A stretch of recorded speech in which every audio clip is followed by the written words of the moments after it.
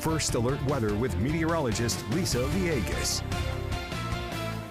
Good evening. The big story here this week, it's Easter Sunday, and this is when we're going to get ready for some widespread rain. Looking promising when it comes to accumulation on Sunday for the majority of our viewing area. We've been talking about this all week long, and we're getting closer and closer. And the reason for this guy right here, that cold front's going to swing through and help trigger all of this activity for a lot of us. First beginning out towards the west and then working its way eastward. So into the mountains, we're going to probably notice that early in the morning. I'm talking around 4 a.m., at least this first round. So right around 7, 8, 9 o'clock in the morning for us right along I-77 now, it does look like we have a round of rain rolling through. So this is impacting our morning commuters, whether you're heading to your church services, doing some Easter egg hunting, or just hunting for that Easter egg basket.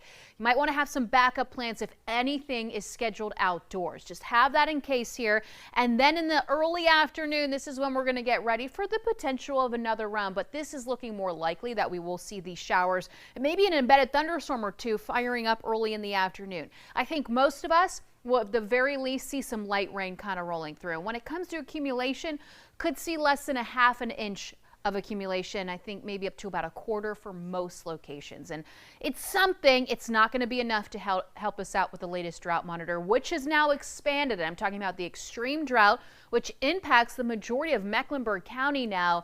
And then you see that continuing to lift up towards the north. I'm also talking about the extreme and along with the severe drought just ongoing. We are below normal just for the year, over 5 inches, where what we've seen is less than that. So we could really use this rain. I'm looking forward to it, but we could really use some significant rain as well. So take care of those yards as well as we move forward. But overall, when it comes to that accumulation, like I said, most of us right around a quarter of an inch.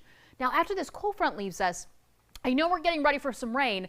The bad news is the humidity begins to drop once again. You can see these dry conditions, brown, that white color behind all of the wind speeds, which will kick up a little bit into next week. We're talking Monday and Tuesday, even into Wednesday, potentially gusts up to around 20, 25 miles per hour. So it's breezy. So now we're concerned about that fire threat again. In the meantime, not so much. I mean, it's still very dry outside, but the humidity is kicking up a little bit, which is nice.